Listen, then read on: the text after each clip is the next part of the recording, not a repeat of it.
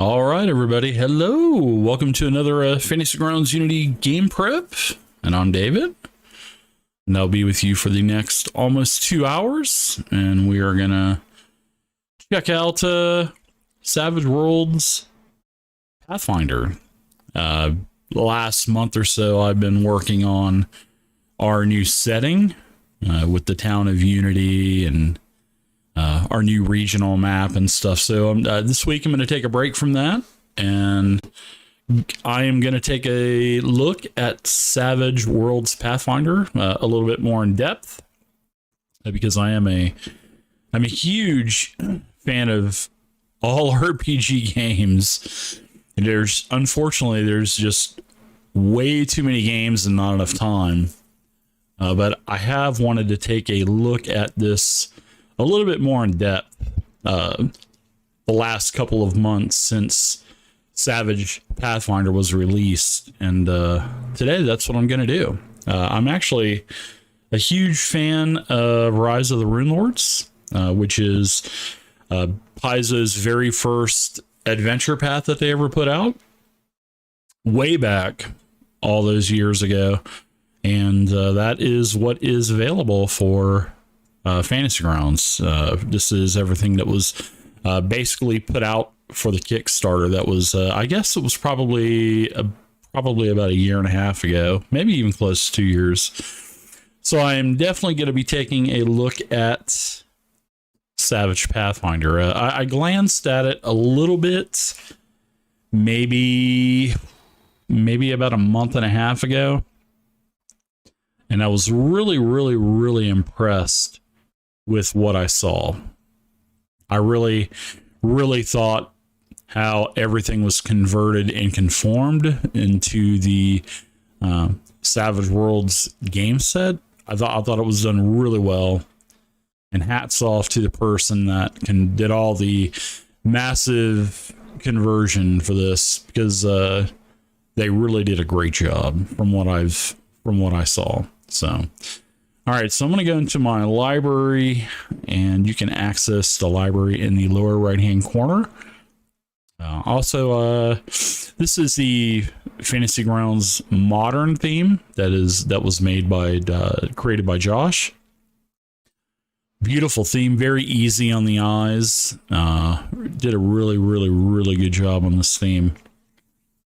So how I do it, I'm just going to be kind of prepping, kind of looking at things, because that's what game prep is all about. Game prep is just not about, throwing a couple of goblins or kobolds in an encounter and calling it a day. It's about reading and learning a system. That's what prep is all about. There's many different types of game prep, and that's what I really enjoy about this stream and this show is, learning the different rule sets. And I'll be doing that, there's a couple of other rule sets that I really want to take a look at a little bit deeper. And I'll be doing that on this show as well. So I want to activate all of my sidebar buttons, and I'm going to go into my options and do that. So I'm going to go into my options in the upper right hand corner, which is a cogwheel. And I want to click on sidebar here, and then this is going to open up everything. And I since I'm running the game, I just want to turn on all of the buttons. So as you can see, all of my sidebar buttons now appear on the right hand side. And it's sort of like a buffet or a smorgasbord, where you can, turn on and on which ones you want on and off. So you can just click whatever you want, and they'll disappear or appear. So great thing. Okay, so I want to go into my library now, and I want to activate Savage Pathfinder. So, all right. So I'm just going to type in Pathfinder. I am sure that's probably going to do the trick. And I'm actually going to load everything up. So I want the archetypes. What the archetypes are sort of like pre-built characters for Savage Worlds. That's what archetypes are called. Excuse me. There's the bestiary. Definitely want to take a look at those monsters. core book with the core rules. We've got that broken up into, looks like it's broken up into players and GM. So as you can see, your little green light means your players can see it. Red X means your players can't view this content. So they can't view the bestiary, stuff like that. So, and I want to, yeah, I definitely want to load this little quest, Hollow's Last Hope. That's a little adventure that was part of the Kickstarter. There's the map. And then here are all of the different books for Rise of the Rune Lord. So, and then if you want your players to be able to see something, so say if you don't care if they look at all of the different monsters in the bestiary, all you have to do in the lower left-hand corner of the data module activation interface, just take this green sign and just drop it right on there. And then that will allow your players to see the bestiary. But by default, we have it turned off because I don't want my players to be able to see it. All right, so we have chapter 3. So we have the first 3 chapters out. There's actually 6 chapters for Rise of the Rune Lords, and we've got 3 of them out. So, all right. Here is the guide to Varisia. All right. So I've pretty much got all of the Savage Pathfinder stuff ready to go. That's a bunch of content for something that's brand new. That's pretty awesome. I want to take a look at this map of the Inner Sea. You have a reference manual for this. This is nice.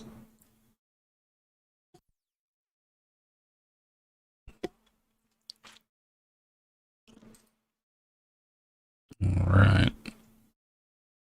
All right, there's our map. Lock it up, and then I'm just going to go ahead and open this thing up and take a look at it. This map is actually a beautiful map. Wow, look at that. You can actually zoom in really nice. Not pixelated. Starts pixelating a little bit, but yeah, it's a really nice image. It's a great thing about what Unity's allowed us to do is, you know, it's allowed us to put in much more larger image sizes so you can actually zoom in and see, oh, you know, in Fantasy Grounds Classic, you probably, you know, chances being you probably might not have been able to see Icespire if you zoomed way in, or Hallgrim, or Trollheim. So that's the great thing about, you know, Fantasy Grounds Unity. You can now zoom way in and everything is really clear. So I think this is in Sandpoint, I think, where Burnt Offering starts. Somewhere, I think somewhere around on the coastline. So I'm going to kind of look around for it. My Pathfinder lore, especially for first edition, is not very good. So if you're an experienced Pathfinder guru, then you probably can go right to the spot on the map, but I cannot do that. So yeah, this map is beautiful, isn't it? I think it might be up here. I think it's in the Inner Sea region, isn't it? Sandpoint. I'll find it. I think it's called Sandpoint. Watch it be called something else, but I think I read it was called Sandpoint. I don't know. That's a beautiful map. Absolute beautiful map. You know, the great thing about what I really respect about Paizo and you know, the lore of Golarion and the Inner Sea is, yeah, this is chock pack of lore. I mean, there's so many guidebooks on every single region It's insane. I think there's even like a 300-page hardback or 400-page hardback just dedicated on the Inner Sea region, which I believe the Inner Sea region is this right here. Or maybe, yeah, I think this is it right here. Or no, here it is right here. Yeah, Inner Sea is right here. But I don't see Sandpoint. It may not be on the map. But I know I've seen a couple of other maps that were a lot more detailed with more locations than this map. Maybe they got rid of a lot of the regional locations for Savage Pathfinder. I don't know. I doubt that would happen. But yeah, man, I really love how you can zoom in and actually read the locations on the map. That is so beautiful. And you can just kind of hover around on a map, and wherever your pointer's at, that is where you'll zoom in. So if I want to zoom in, oh, what's this down here? The Bandu Hills, or Acaibo, or a Saibu, or a Kibwe, or Mwangi Jungle. Yeah, and Pathfinder 2, Mwangi Expanse, or Mwangi, however you want to say it, there's an actual hardback for that entire region, which is a beautiful book. Yeah, so the great looking world map. Really nice.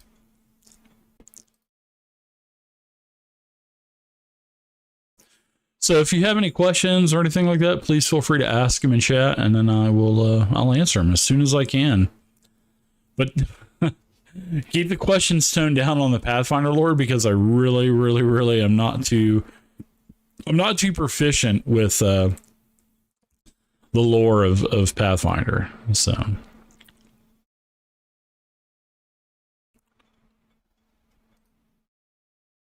let's see, the guide to Varisia.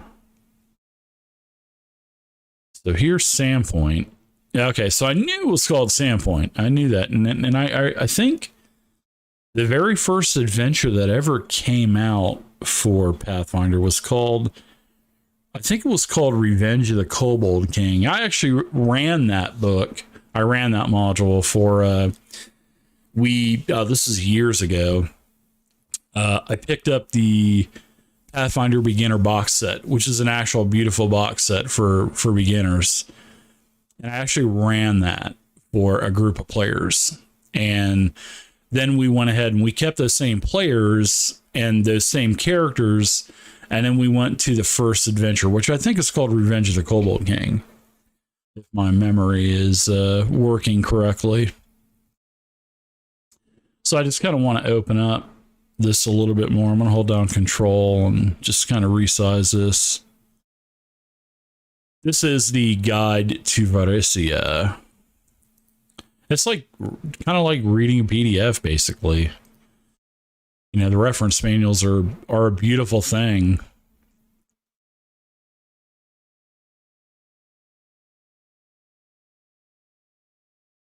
Sandpoint at a glance. So here's the map of Sandpoint. Oh wow, good. We've got the locations inside of the image. Very nice.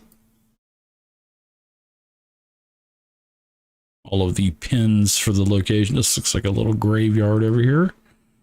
Yeah, the boneyard. This is a beautiful map, isn't it? Beautiful map. Yeah, this is how this type of map is like how I envision Unity. Not with water on all sides, but at least with, you know, some docks and stuff like that, and an island with a lake. So this is kind of like the way I envisioned Unity. Now that I haven't looked at this map of Sandpoint in many years, but yeah, this is a beautiful map. Holy cow.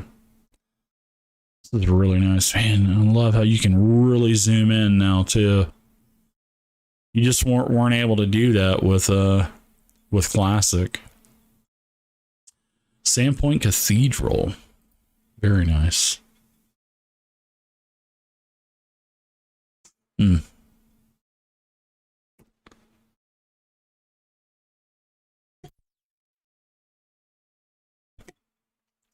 So Lone Jedi, what's going on? Hey Bell, how's it going?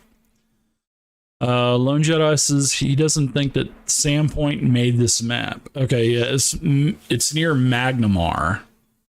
Okay, yeah, I wasn't able to find it, so I'm guessing it probably wasn't. J-Rock, what's going on? Can I eventually demonstrate the new Starfinder Tech Revolution features? Yeah, Dominic will be doing that probably next week. So I won't be doing it on the stream this week because I'm kind of dedicating it to Savage Pathfinder. So, but Dominic will be on here in the near future, J-Rock, and he'll do a demonstration for the new mechs and stuff for a Starfinder Tech Revolution. So, but yeah, he'll do that. There it is. There's Magnamar right there. So I wonder if there's a sort of like a regional map.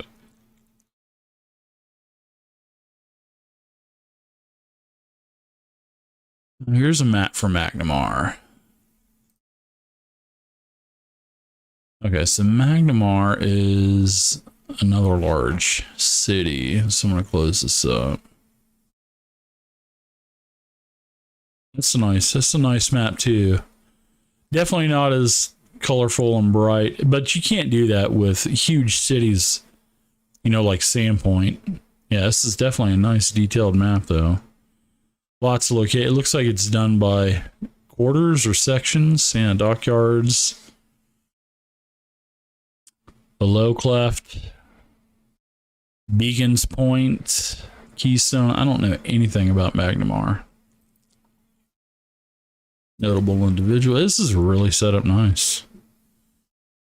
Paying for passage. You got to pay the toll, bud, if you want to pass. Even though that person doesn't even own the road. All right.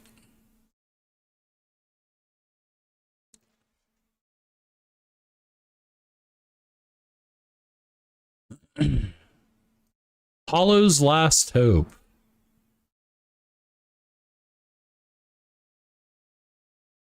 Yeah, he'll be on in probably next week or the week after, J-Rock.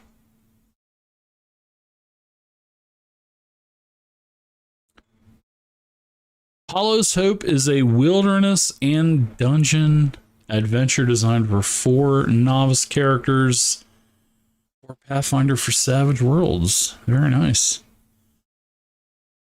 All right. Falcon's Hollow. Nice. Let's see. The adventure summary is charged by Laurel, the herbalist, to cure the afflicted town.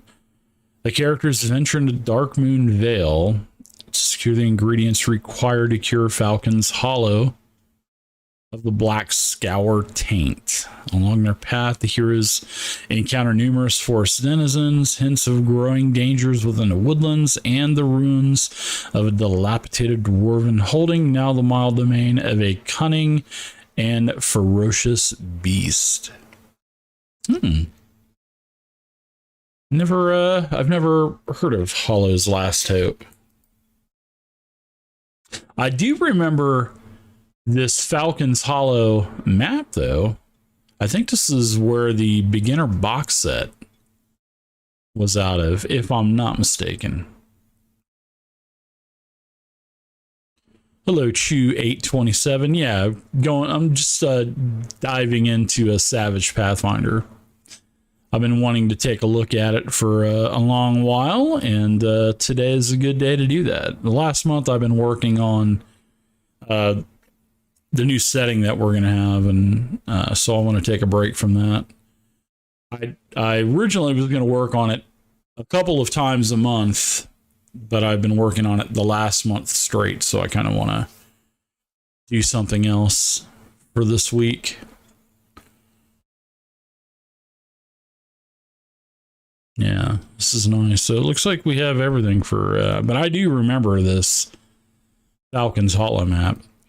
I think this is part of the, I think this is the beginner box set, if I'm not mistaken. Well, I think it's where the beginner box set was located its first adventure. Part 1, an elusive antidote. And this is really nice. All the, wow, nice, even all the NPCs, wow, tokens, everything's in there. It's really nice.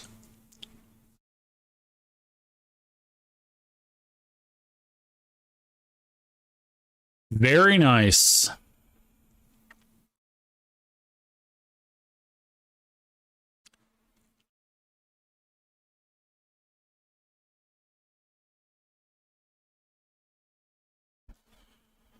It's like some encounters here. Yeah, it looks like encounters. Bloodsuckers. Bad Night's Sleep. Woodsman. Glow Mold. Kobold Shaman Zombie. Grey Pelt Scouts. Lumber Consortium. Oh, bait encounter. All right. Oh, nice art. That's got to be Valeros. I think that's Valeros. Tatzelworm attacks. Tatzelworm. Yeah, this looks really good. Ooh. 10 agility. Wow.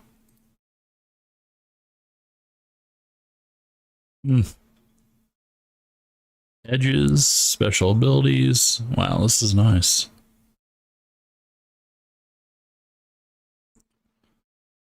Bite Claw. Ooh, D10 for poison breath. Not too bad of damage. D4 plus 1. Very cool. The Rune Monastery. Oh no, you know what? This is the beginner. I think this is the, no, this is this the beginner box set adventure? I don't know. Because I do remember this map. I actually did this map and put it in Fantasy Grounds, Droskar's Crucible. Yeah. Very cool. I remember this map, though. I definitely remember it. That's for sure. It's definitely not the beginner box adventure, though. Maybe not. Because I thought there was like a dungeon and stuff inside of the beginner box set adventure.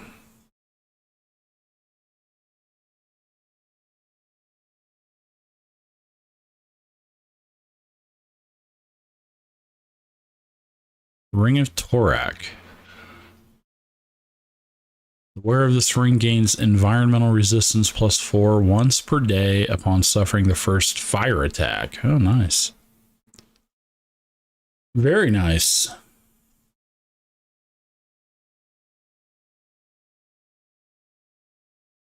Mm-hmm.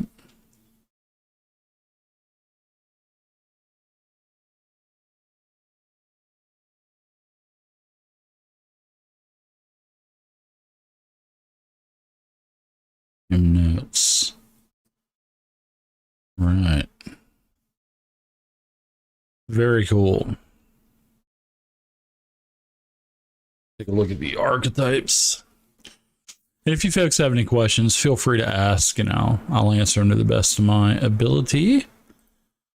So novice is a basically entry-level characters. They're equivalent to like levels 1 to 4. Oh, wow. Nice, nice. And seasoned is like 5 to 8 or something like that. Very cool. So here are the iconic heroes. So if you want to say, oh, just go ahead, just throw me Valeros the Fighter, which is my favorite. My two favorite iconic heroes are Sela and Valeros, which is Sela's the female human paladin, and Valorous is the human fighter. So those are my two favorite iconic heroes. So here is Valorous. Very cool. 8d8 fighting. Nice. I want to look at Valorous seasoned. Kind of compare him. He's got an 8 vigor, so that's what he actually upgraded going to seasoned, which is another tier. Yeah, very cool.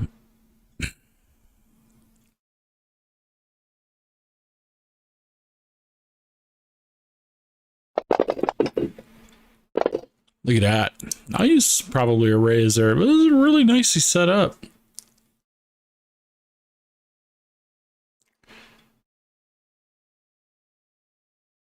Kind of inventory. Wow, even did the inventory. That's really cool. Wow, Valorous is a ring of feather falling. Very cool.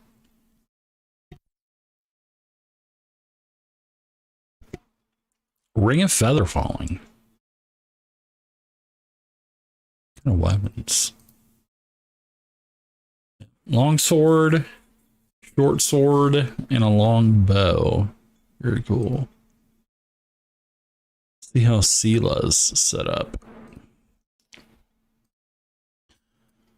See how the powers are spells in Savage Worlds. So it's very cool. So it looks like she has boost trait, healing, relief, and smite, which is really good. It looks like all of the attacks and everything are built in. Very cool.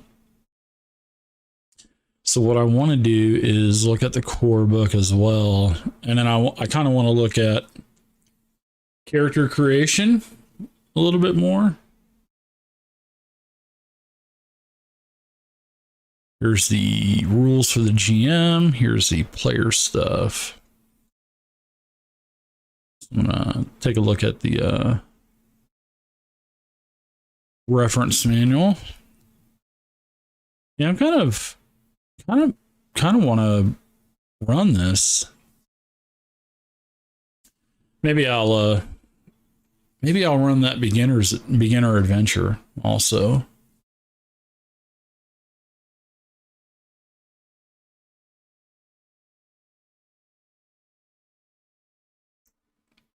What's it? Hollow's Last Hope. Yeah, I love this art.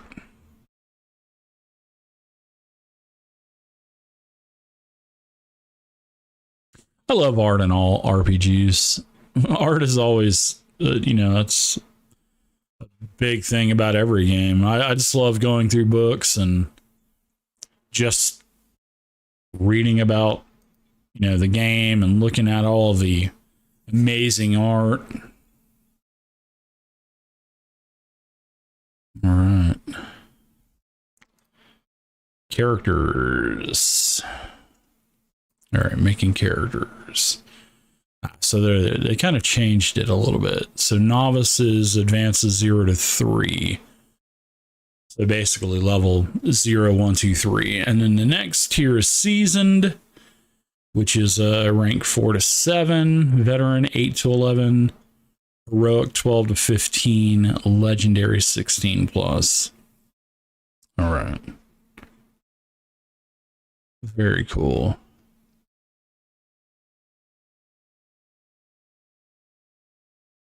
And these images are so clean, aren't they?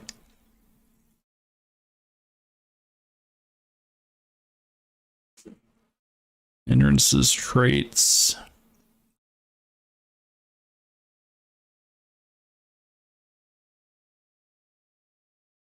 So after core skills are assigned, you have 12 additional character points to raise core skills or buy and raise new skills as you see fit. Each die costs 1 point. So it's just like regular Pathfinder. I figured everything would be the same as Pathfinder. Savage Worlds. So, you know, you have to keep your skills equivalent to that attribute. So, you know, fighting is based off of, I believe it's based off of strength. So if you have a D8 strength die, the maximum fighting you can go is D8. But you can go over the D8, but instead of 1 point, it'll cost you 2 to go over your maximum attribute, if that makes any sense.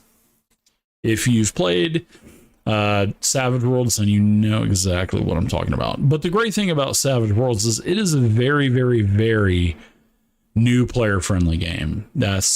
And I really have always liked that about Savage Worlds. Deities and domains. All right. So you actually get perks and powers and spells and stuff depending on what domain that you take.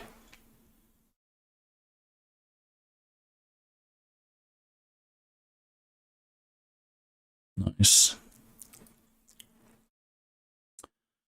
And the druid.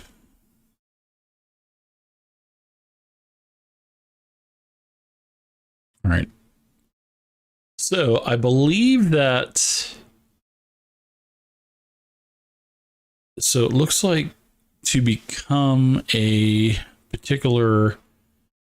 Okay, so I don't think they have classes. This may be an edge.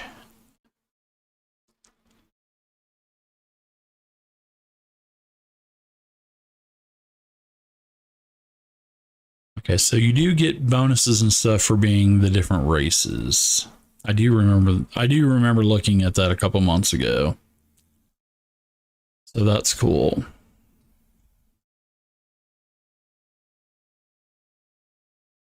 All right, so the edges, okay. So I was correct to assume that, yes, class edges are, you have to meet the requirements. So, okay, that's cool. So then looks like there's prestige edges and multi-classing. Wow. So you can take multiple class edges, but only once per rank. And remember, rank is like 0 to 3 was novice, and then 4 to 7 was seasoned. Okay, cool. So you can multi-class as well. That's pretty cool. But you can only multi-class once basically per rank of levels. So by the end of it, you can basically multi-class a maximum of like 4 times. All right, so here are the class edges. That's cool. Yeah, that's cool. Edges are basically like your feats. So there's all kinds of different edges, which they're called feats and regular, D20 Pathfinder. So I want to take a look at these class edges. Every player character in Savage Path, I'm just going to call it SP for short. Every player character in SP gets a class edge for free. Okay, that's cool. Or a background or professional edge if you prefer not to have a class edge. Nice, I like that. I like that option. All right.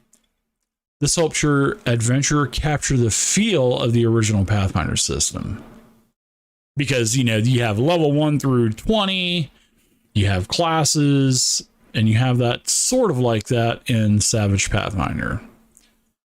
All right. Multi-classing iconic characters. All right, so let's kind of move on here.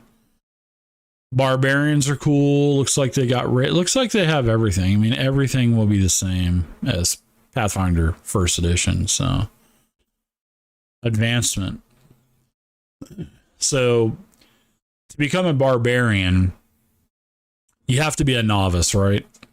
And then strength D6, you have to have a strength of a D6 and a vigor of D6, which, you know, vigor is basically your constitution from the D20 version. The bard, the cleric, there's the domains and deities, the druid, the fighter. Yeah, this is also, so when you take the fighter edge, you get a bunch of stuff. Players love stuff, right? That is a bunch of stuff. Man, you get nerves of steel at 2. Okay, so that's what Valorous would do, basically, for advancement. This is how Valorous would level up. I like that. And then you can find Valorous in the archetypes. So, very cool. So you get Deadly Blow when you're seasoned. So whenever you hit, you know, rank 4, you'll get Deadly Blow for free. And Deadly Blow is the fighter adds +1 to the damage of all successful athletics checks, fighting, which is your attack roll basically, and shooting roll. Shooting is shooting of, you know, bows and black powder. I don't know if there's black powder weapons in this, but, you know, yeah, really cool. The monk, paladin. I like the paladin too. I'm a fighter, cleric, paladin type of guy. And yes, way back, you know, 30 years ago, I actually did make a fighter, cleric, paladin in first edition, advanced first edition. It took so long you would have to divide all of your XP into 3 or however many classes that you multi-classed.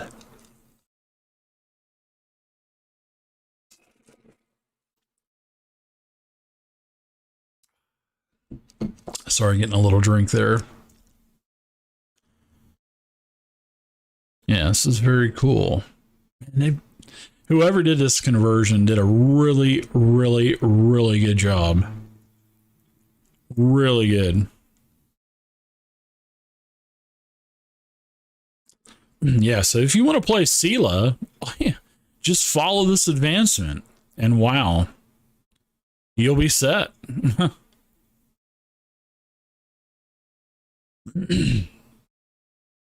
Yeah, this is really cool. Harsk was the ranger, I believe. Dwarf ranger. Rogue. Sorcerer. Bloodlines, and then the wizard. Spellbooks. Familiars. Combat edges. Here's all the combat edges. Wow, there are a bunch. Probably all of the, or I wouldn't say all, maybe more, maybe all. These are all of the feats from the first edition D20 core rulebook. Wow, that is a lot. That's a lot of edges, that's for sure. Leadership edges. Definitely added quite a bit compared to the Savage Worlds core book. Power edges, which are basically for spellcasters.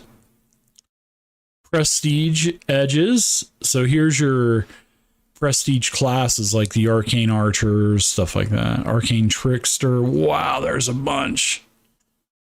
Holy cow. Yeah, Dragon Disciple. I remember that one. I remember the Arcane Archer. Isn't there like a Pathfinder also? I think. There you go. Pathfinder Chronicler. Wow. There are a lot. I think probably everything from the core book. This is awesome. Professional edges. Wow. Social edges, weird edges.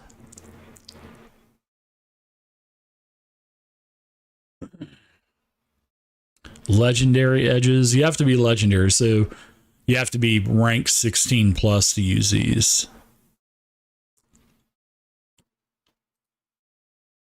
Oh, wow. This is great.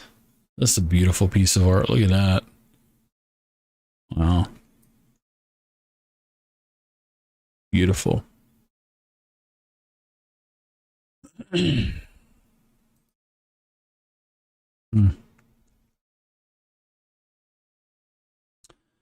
Gear.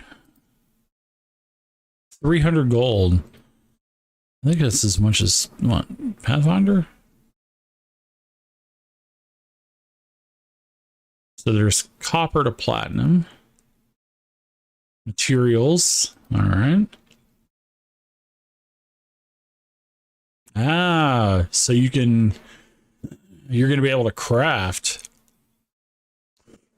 Yeah, it looks like you'll be able to craft. But masterwork are, basically +1 weapons. I don't think they're +1. They may be +1 to hit or +1 to damage. One of the two. Look at that plate mail. It's beautiful.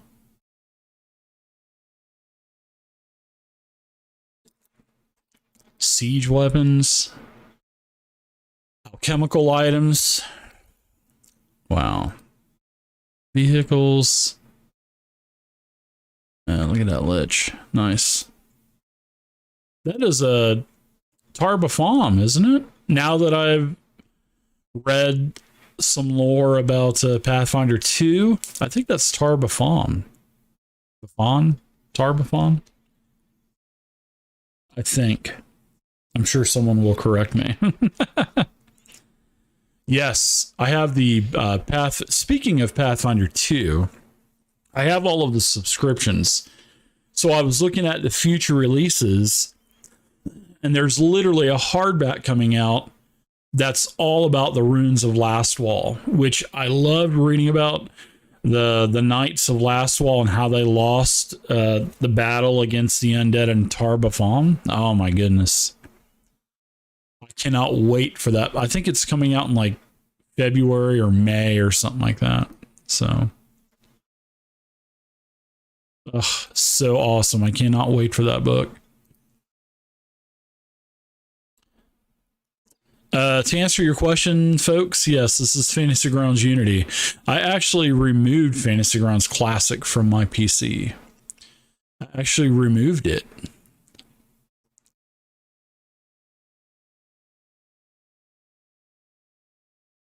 So Lone Jedi says Hollow's Last Hope was released as a standalone module early in Paizo's life, but don't know if it was co-opted by the beginner's box. Now, I don't think it was, because I remember that there was a dungeon. Although I do remember that Doskar's Crucible map. I do remember that. I think that was part of the first adventure, Revenge of the Kobold King. I think that was actually in that module, in that first module. So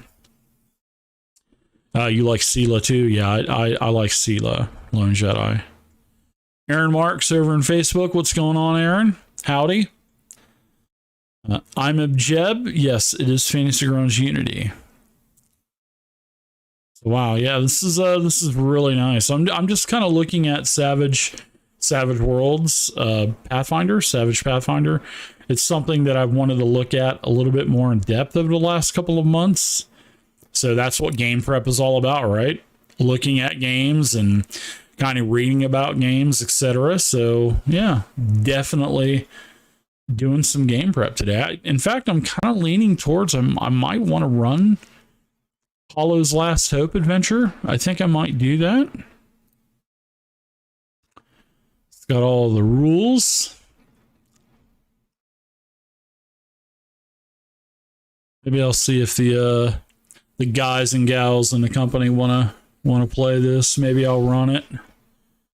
I think that would be pretty fun, actually. Ooh, oh, the powers. Let's take a look at the powers. I do want to see how magic is. Ooh, magic items too. Ugh. All right, don't get too ahead of yourself, Dave. All right. So I do want to look to see how powers are done. Probably the same way as Savage Worlds. So, all right.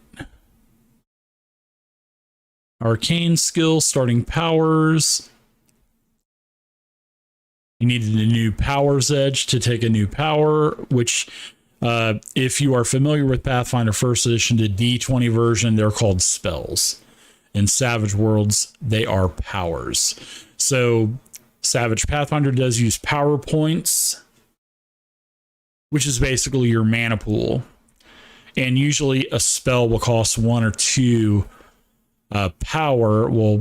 And then depending on how you can actually upgrade the spell, etc., and use more power points to make a spell more powerful. Very cool. Trappings. Yeah, trappings are very important with Savage Worlds. So basically you take bolt, I think it was called bolt. And what kind of bolt is it? Is it a fire bolt, power bolt? Is it an electric bolt, poison bolt, poop bolt? Whatever kind of bolt you want, you can just change the trapping and say, yeah, it's a it's an earth bolt. It's like a rock, or it's like a fire bolt or electric bolt. Instead of having 25 different bolt spells, there's just one bolt spell, and you can just use your trapping and describe what kind of bolt it is. So that's one thing that I really liked about Savage Worlds.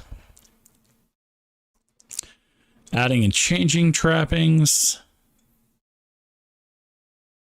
Hey, what's up, Murder Hobo Show? Gary, I remember that. The bolt of wieners. Yeah, you could, like, even if you want your bolt to be hot dogs, you can literally shoot a bolt of hot dogs at your target.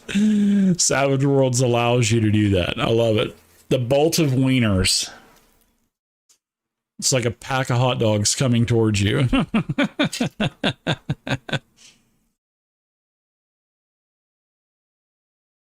Very cool. Good to see you, Gary.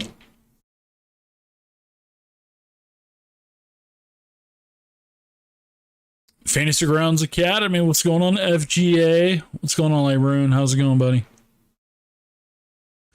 So here's power modifiers. Here's how you can actually spend more power points to, I believe this is how you adjust the spells. And you can actually add armor piercing, which will basically negate any kind of armor. Nice. Cantrips. They even have cantrips. I'm guessing cantrips are probably going to be free cast as well in Savage Worlds. Existing powers. Oh, wow. So you can actually use the spells that you have. Wow. Okay.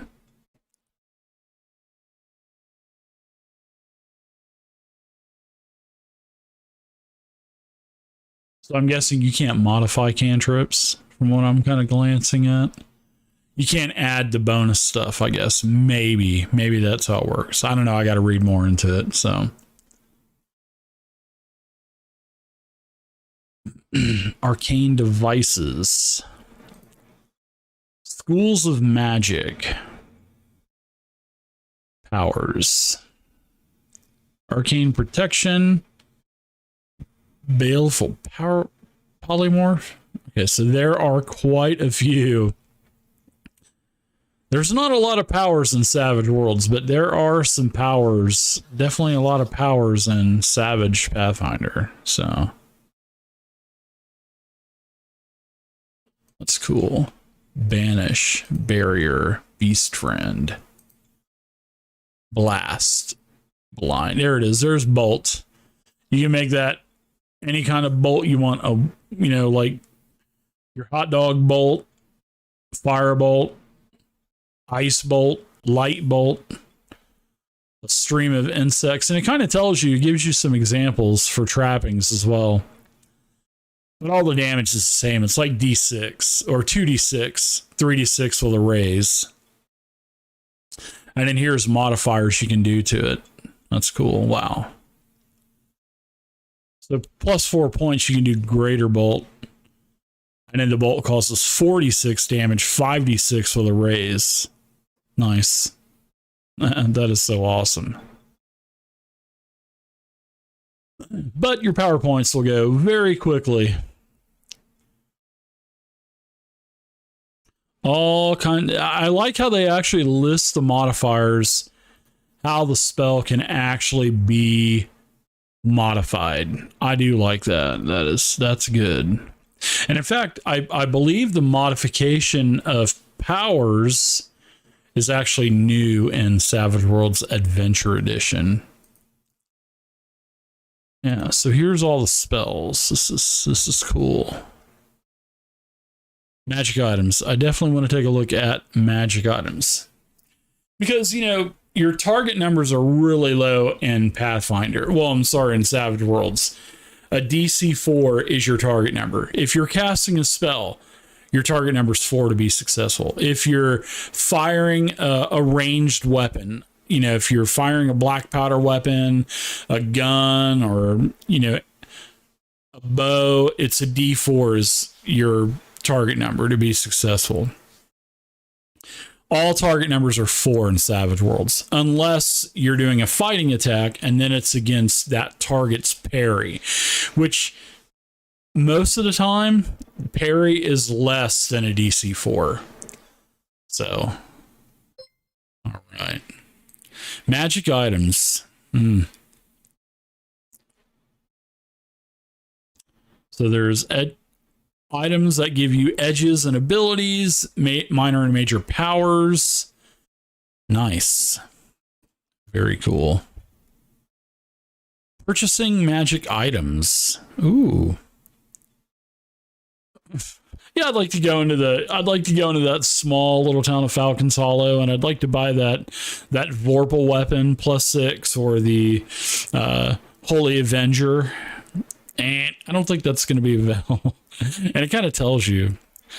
So most towns will have an apothecary shop with a few potions or a few local merchants selling magical items.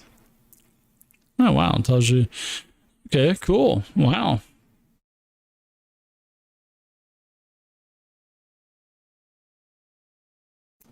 Shopping in Sandpoint.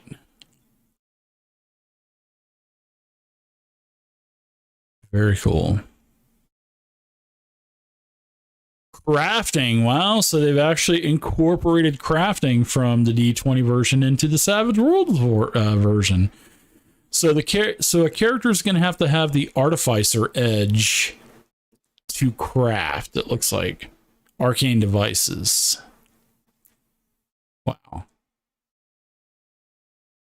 That's cool. Very cool.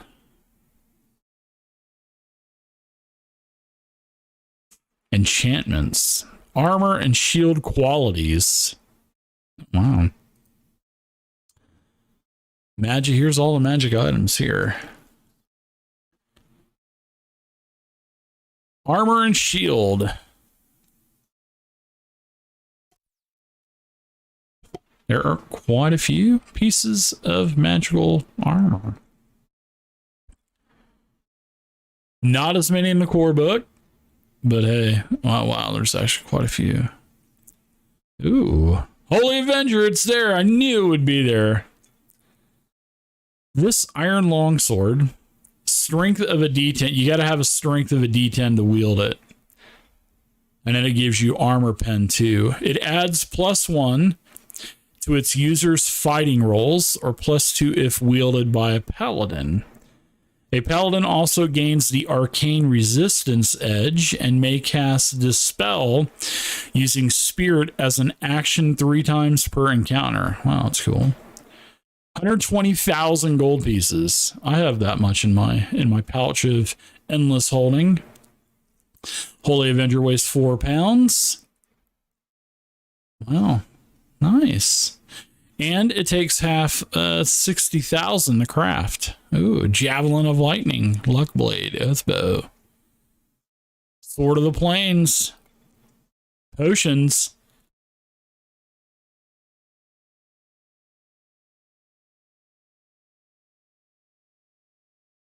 So it looks like the potions are powers, basically. And it costs the crafting cost of a minor potion is equal to its power's rank, which is the level of the power. The number of power points it uses, and multiply that gold by 50. A major potion doubles the final result. For example, a potion of minor healing without any modifiers is Novice 1 times 3 power points times 25, so 75 gold.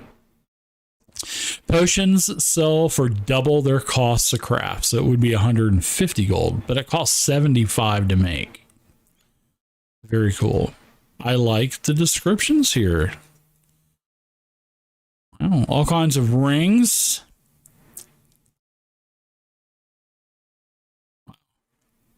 Ring of protection. I wonder if that gives you toughness.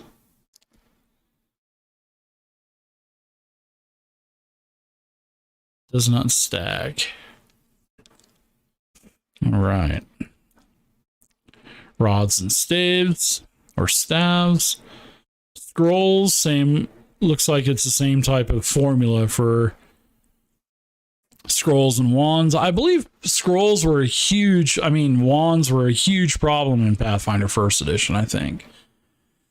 A couple of my players, they played Pathfinder, and they didn't like the way the wands worked, because everybody could just carry 10 wands of cure light wounds or cure major wounds and have, 100 charges on a wand or whatever it was, and they could just heal.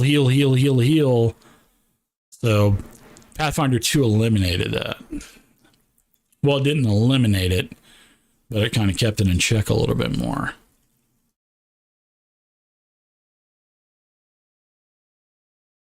All right.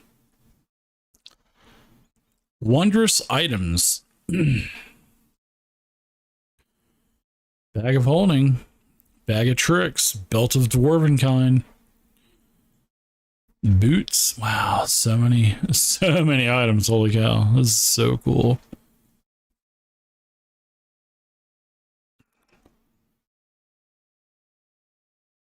Yeah, this looks really good.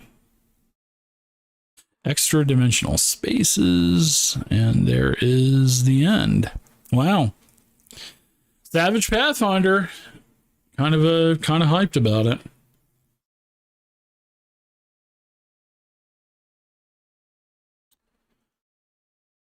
I'm hyped for sure. Murder Hobo Show. Gary's a huge Savage Worlds guy. Let's take a look at the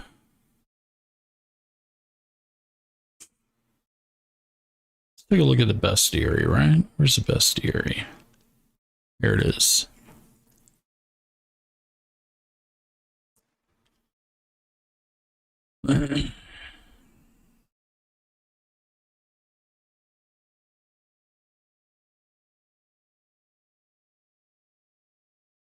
You're still waiting for your physical box set to ship, Amajab. How's it going? Yeah, I didn't get into the Kickstarter. I kind of regret not getting into it now. I've done a lot of the other Pinnacle Kickstarters, but I didn't do that. Kind of regret it now, honestly.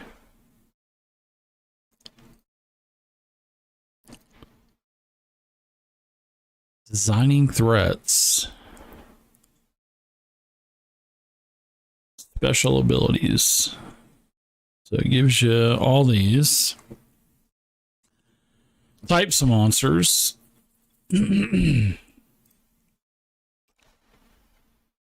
Oh, there you go. Size table. Yeah, you get bonuses on attacking creatures of different sizes. So, if you're fighting a gargantuan creature, you get like +6 to hit, because they want you to hit it. Now, doing damage to it, that's a whole nother thing, depending on the monster's toughness. because your damage has got to be higher than the toughness number for you to do any damage to it. So yeah, so normal sized creatures, you don't get any. Small creatures, you get negative modifiers. And then large are +2, huge is +4, gargantuan is +6. Then it gives you example weights. I like that. That's cool.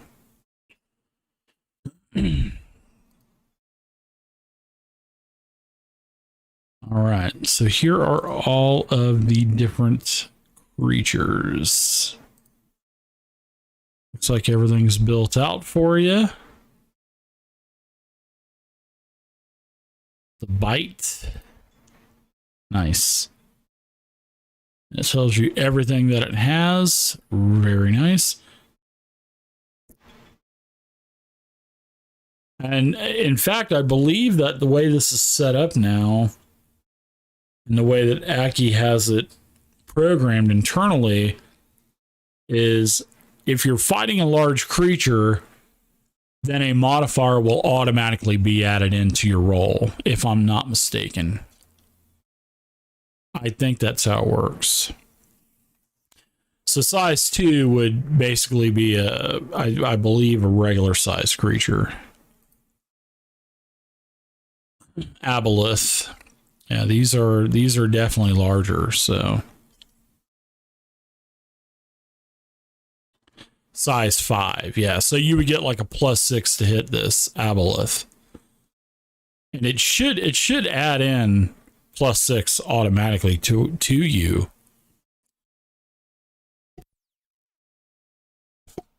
And then here's its toughness. So you have to do like basically 18 damage for it to take any wounds worth of damage. So yeah, those are cool.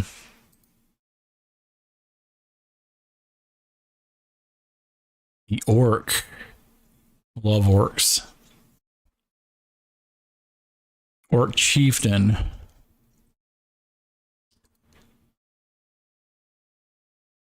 Yeah. Has the brute edge. I love the way that this is set up. I really do. This is really nice, everyone. Great axe. This is nice. All right. And yeah, let's take a look at really quick. I want to take a look at the dragons. Let's see the adult dragons. I like the black dragon. That's my favorite dragon. The black adult dragon. Let's see how vicious this thing. Good luck fighting a black dragon. An adult black dragon. Oh my goodness. An 18 toughness. That is so crazy. Oh my goodness. Wow, look at those D10 skill checks. Oh my goodness. Wow.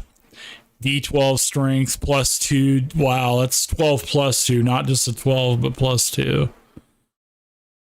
Wow, this is set up so beautiful. Wow. Set up so beautiful.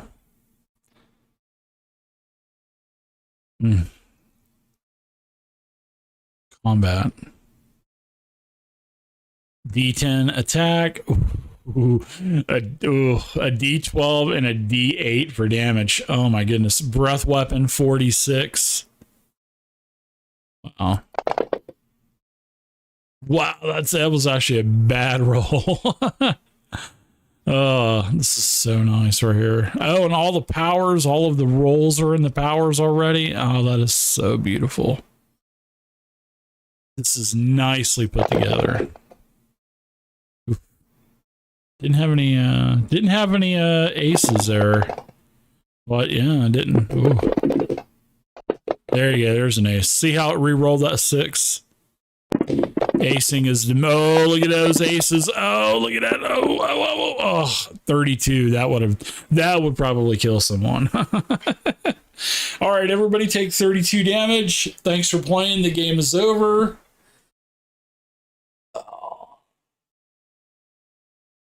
Oh, yeah, this is beautiful. Yeah, acing die is the big gimmick in Savage Worlds. I always say that there's a gimmick in every game, which kind of makes it unique from other games.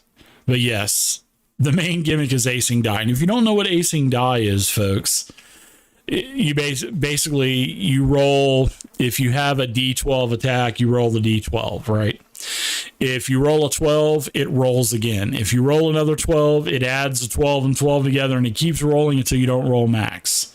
And it works the same for damage. So if that the dragon fire, the acid attack was 46. If I roll 4 6s, that's 24 damage plus whatever else I roll. And it just keeps rolling. If you roll max numbers, it just keeps adding it up.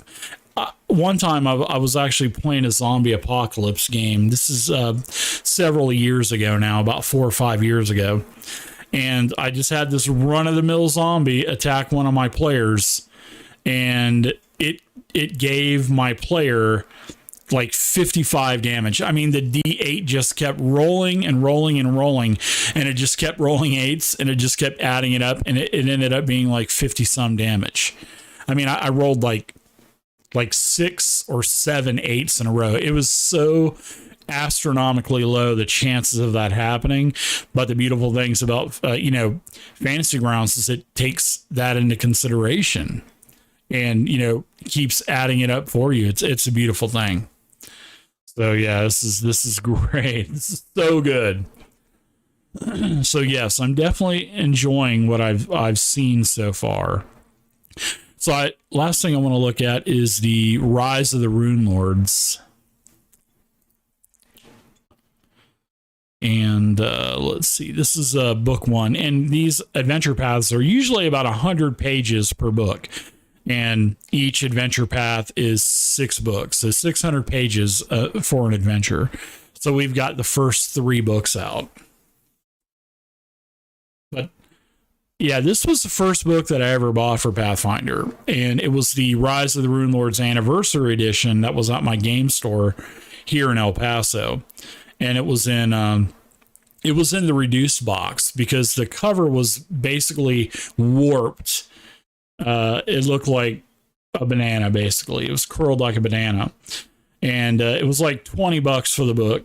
So I bought it, and then I just immediately took it to I think it was Office Max I took it to. And then Office Max charged me like $10 or $15 to put it in a spiral ring. So it was beautiful. And I did that. And then I looked at it, and I'm like, wow, this is actually really nice. So ever since I bought that book, I've just kind of looking at Pathfinder more and more and more. So yes.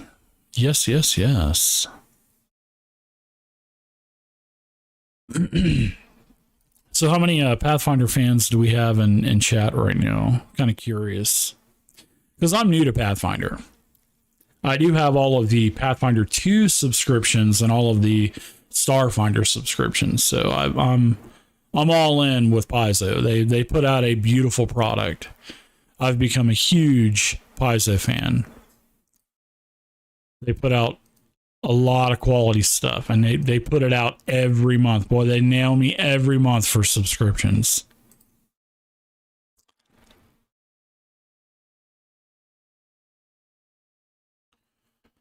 Yeah, this is really nice.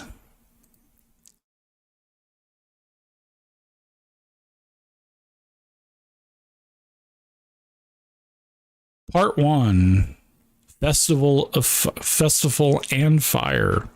I remember the first encounter was like goblins in like a town market or something like that. I believe it was during, I think, like a event or maybe some type of festival. There it is, the Swallowtail Festival. But I remember there were goblins. There we go.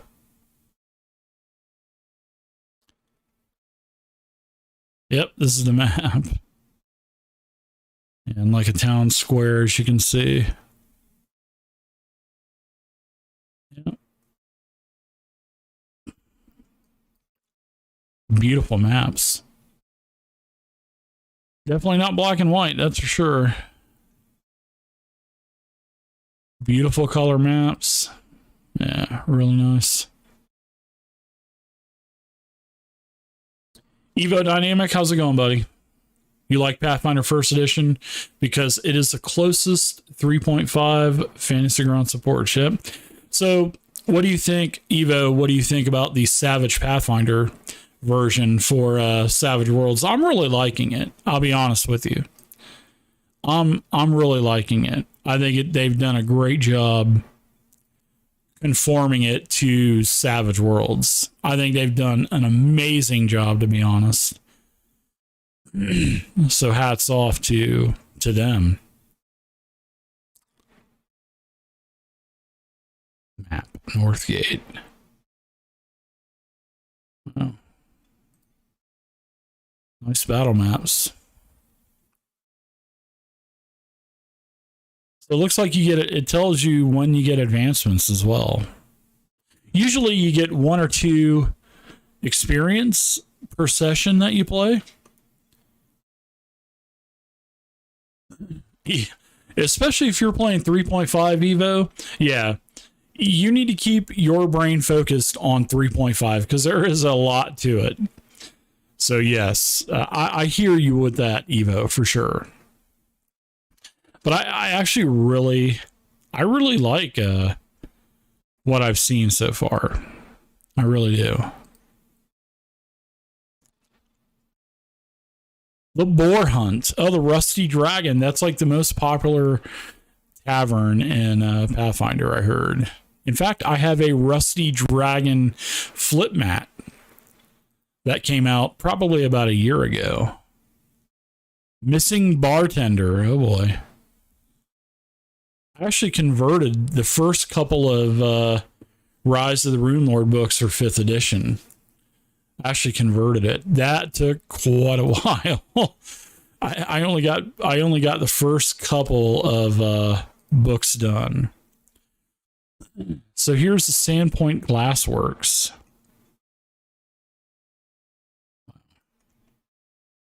These maps are really nice. I love this style of art. I really do. All the line is the line of sight baked in? Let's see. Ah, look at that. Look at that. Line of sight is already baked in. That is so beautiful, isn't it? Wow. Look at that. Now I really want to run it because I don't have to put the line of sight in it. Wow, that's awesome. I may run this. Goblin weapons. The dog slicer, the goblin bow, and the horse chopper. Yeah, this is cool. Really nice. I'm really, really impressed with this. Treasure and gear. So there's more. Oh, nice.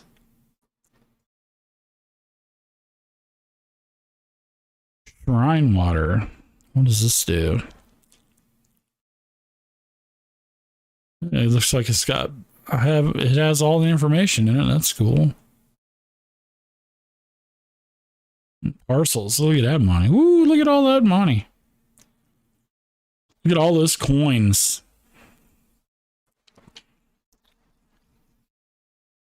Nice. Masterwork Scimitar. D6. That's the damage. It does your strength die and a D6 for damage. And an AP1 means I believe it ignores 1 toughness. And adds that to the damage. I think that's how it works. It's been a long time since I've played Savage Worlds, but I do love the system. One of my top 5 systems, that's for sure. Very nice. This is really nice. I'm really enjoying it. Yeah, I've wanted to do this for quite a while. Look at this.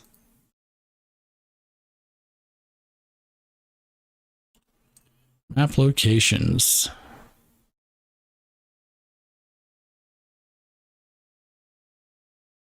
Some more treasure and gear. I like it. So it looks like all these are parcels, basically.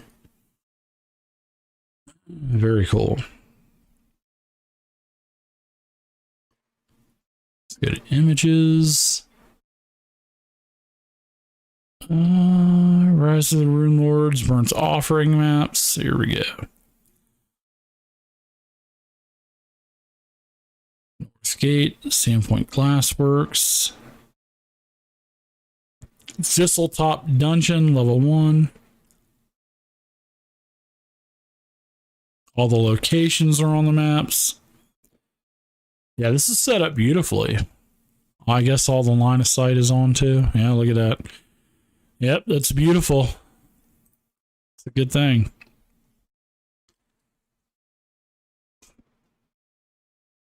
This looks important. The chapel of Lamashtu. 4 Yethhounds. So yeah, if you want to generate the encounter, just generate it. Hit the down arrow, add the encounter to the combat tracker. It should open up the combat tracker, and yeah, look at that. It opens up the combat tracker, adds them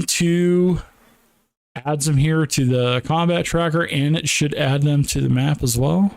And it did. Look at that. That is so beautiful. Wow. Very nicely put together, that's for sure. That really cuts down the amount of prep when you have a module that's all done. I know a lot of people say, well, I don't feel like buying it. I'm just going to input the data myself. Oh, have fun. Have fun with that. I would spend just a couple bucks to buy the module and just save yourself so much time.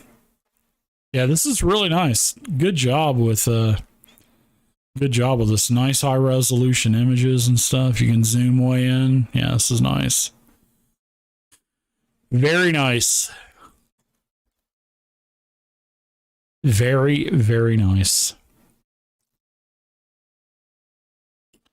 Delete NPCs. There you go. Gone.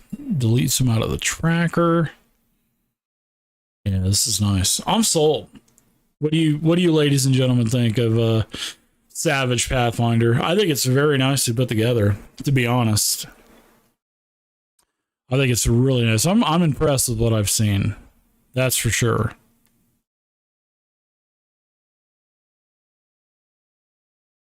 I am definitely impressed. War Chief Rip Nugget. I actually have his miniature from the Rise of the Rune Lords miniature set. This is the miniature. He's on a stone. The lizard's on a stone. Yeah, this is actually the miniature. One of my favorite Pathfinder miniatures. When I saw that, I was like, oh my goodness, this is amazing. I love this mini. Very cool. War Chief Rip Nugget. That is the miniature. That is the exact miniature right there. Very nice. Very cool. All right, folks. Well, I'm going to wrap it up here. I'll see you in about an hour and a half for Fantasy Grounds Fridays. Last call for questions. So if you have any questions, feel free to ask now, and I'll answer them to the best of my abilities. And I'll be on Fantasy Grounds Fridays with Paulette. And next week, hopefully, we'll have Dominic on, and he's going to kind of go over all of the new Starfinder changes for Tech Revolution, all of the different mechanic changes for the new mechs and stuff like that. So, but yeah, thanks everybody for hanging out. Totally appreciate it. Thanks for watching. Be back next week. Next week will be my last show for a week. So we'll have one more show next week, and then I'll take the next week off. There's plenty of videos. I'm a Jeb. Just check out our Fantasy Grounds Unity playlist on our YouTube channel. There are a ton of videos for getting started.